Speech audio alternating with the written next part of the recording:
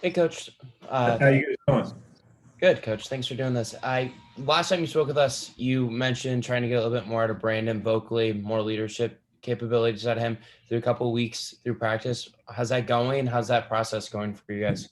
Yeah, you know what? It's been going well. Brandon's been making an effort to really kind of just change himself a little bit on how he does things vocally and outwardly right there, and we're making some gradual steps there, and nothing happens overnight, but he appreciates the fact the way I brought it up to him and what I saw from the outside looking in, and he's made some strides there. We got a little ways to go, but we got time.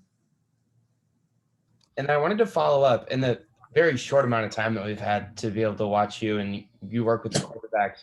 A regular message I feel like I've heard you say to Isaiah Williams is getting on top of the football. What exactly does that mean, and how much is that helping him? I guess with his accuracy or even his arm strength too, a little bit. I guess. Well, at times, what Isaiah won't do is he'll get under the ball a little bit instead of getting on top of the football as he's releasing it. He gets under it a little bit as he's throwing it. And what happens when you do that? If you don't get on top of the football and get it to release off that outside edge of that pointer finger and get on top of it, you'll see the ball take off on him a little bit, and the nose will fly up when he's throwing the football. And so that's his misses. Just like in the golf game, if a guy's a slicer, that's his miss. And so when Isaiah doesn't get on top of the ball, that's where his ball goes. And the worst thing you can do as a quarterback is have a ball take off on you. So, we've been working hard on it. He had some really good throws in practice yesterday where he's really worked on it, hit a ball down the sideline, got the nose to turn over really nice.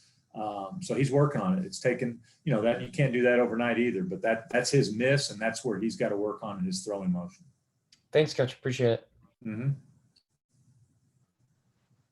Coach, I wanted to continue with that thought of, you seem as a quarterbacks coach kind of a guy.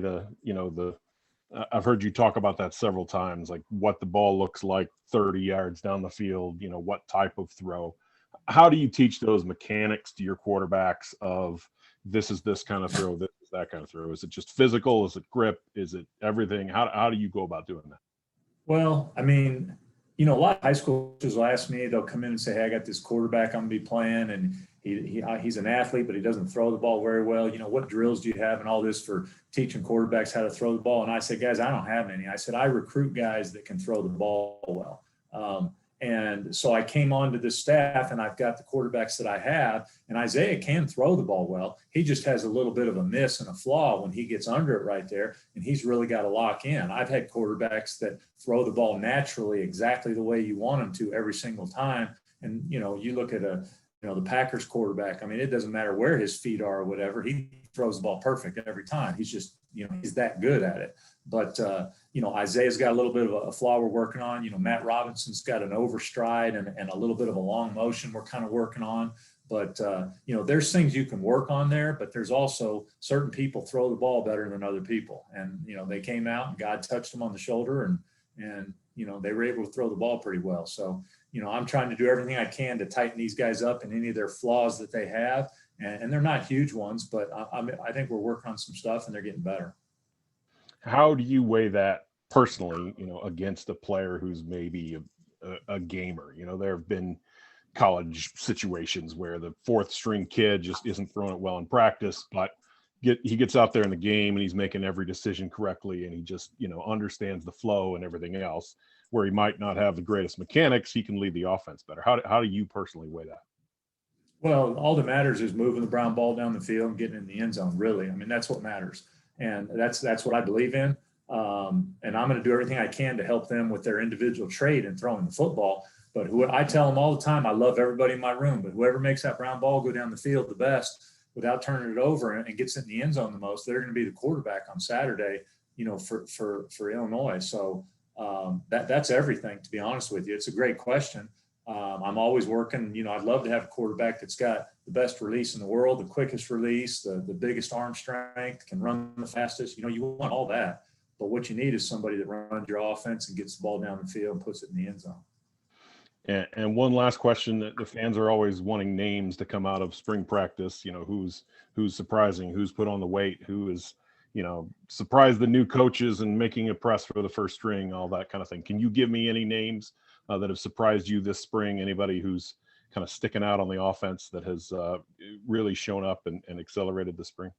I mean, we've had a lot of guys that have showed up, and I guess it's hard for me to say someone's surprised me just because I haven't been here. But at the quarterback position, Brandon and Isaiah have both practiced really well. They've taken a lot of snaps with the ones, and they both keep getting better every day. Sure, they have some mistakes, but they're learning from them and getting better.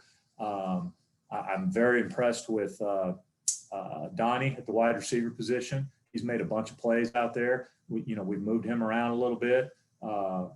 Both of our tight ends have done a great job moving them kind of all over the place. They're making plays. We've got 3 running backs. They're all making plays in there right now. Excited about all 3 of them. And then the offensive line, we've kind of moved some guys in and out here and there. But, usually when we go back and look at the film, the guys that have went with that first group, I mean, we've been pretty happy with where they're at right now. And we still got a long ways to go, but we got a lot of time before we play that first Saturday against Nebraska. But very happy with where we're at after 8 practices. Thanks. Hey, Tony, good to see you. You actually kind of led into one of my questions. Brett Bielema has had pretty rave reviews about the 3 kind of, I guess, main key running backs so far, the Chases and then Reggie Love. I mean, have you seen any of one of those guys kind of separate themselves from the other in any way? Or how do you, I guess, compare them at this point, if that's a fair assessment? I mean, if I was going to sit there and say right now, I think we got 3 running backs that we can go out and win Big Ten games with. And that's what matters. I think at times they all do something a little bit different, better. And at times they all do something a little bit, bad, make some mistakes and that kind of stuff. But they're learning too. But the key thing is to have guys back there that you got a running back that you say, hey, we can go win Big Ten football games with this running back. And I think we're going to have 3 of them. And anytime you got 3 backs that you could say that about in this league, you're doing pretty good. And you'd like to add a 4th as soon as you can because I've learned over the years that I was in this league, running backs, you can have 3 of them and feel pretty good. And in a heartbeat, you're down to 1. So got to have as many of those guys as you can that you can win with. And then I guess you kind of alluded to my second question as well by mentioning the 2 tight ends. I know Brett Bielema has also expressed that he's pretty pleased with how Luke Ford has performed. What have been your assessments of him so far? I love what Luke's doing. He's getting better every day. Daniel's doing an outstanding job. They kind of have a little bit different skill sets, but they also can do a lot of stuff similar. Tip does a great job for us in there right now. And we've got a bunch of bodies. We're practicing a bunch of people, but I would say those 3 guys have been the ones that have went probably with the ones the most and have probably done the best as far as the tight ends, and they're having a good spring and improving immensely. Not only their route running and catching, but also at their blocking, which they're taking very serious. Thanks, Tony. Yep. Hey, Tony, I wanted to zoom in on Chase Brown. He had a good year last year and really has extended time, and it sounds like he's remade his body a little bit, added some weight. What have your been impressions of him specifically? How's he adapting to everything? What does he bring to that room? Well, I think he brings experience playing here and playing in the Big Ten. And, Big Ten football experience at the running back position is huge. He's got confidence in himself. He's got confidence in his abilities. He's a very smart kid from a football standpoint, makes very few mistakes out there. And when he does make one, he learns from it and usually doesn't repeat it. Knows how to play the game, knows how to take care of the football, knows where he needs to be in pass protection. You can tell the kid's played a lot of football and is very confident in his ability. Has done an unbelievable job with his body. I don't know where it was, but I see him every day. I'm in there really early in the morning. I'm usually in there stretching because I got a bad back and trying to take care of my back. And the Brown brothers are in there early doing mobility and all that kind of stuff. He attacks it like a professional is what I would say. If I was going to say one thing about him, he attacks college football like he's a professional football player. And obviously, I know this is your first year, but some of us have seen this offensive line room that struggled at times to field it too deep, and it looks like you have quite a few bodies over there in that room. What do you feel about the depth of that room and kind of how those guys are coming along? You're talking about the offensive line, right? Yeah, sorry. Yeah, we got a lot of bodies. There's no doubt. We're as deep as I've ever been at offensive line as far as bodies.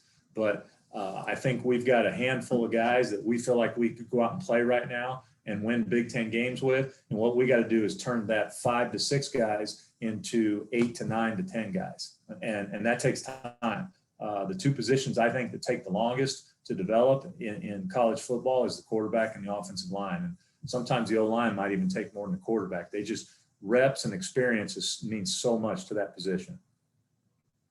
And then if I could get one more, we saw Marquez move to wide receiver, at least for the time being. How big of an adjustment is that for a player? I mean, how long does it take to kind of get your feet under you and you know, maybe feel a little more confident about what you can do with the position, and how is he doing with that?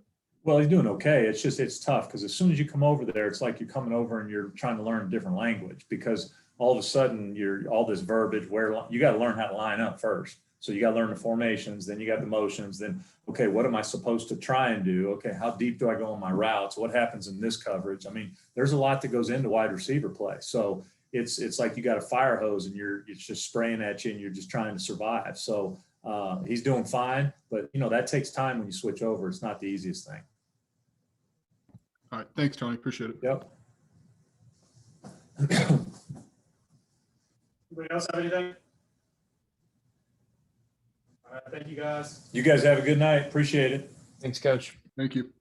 See you guys. See you. Yep, have a good one.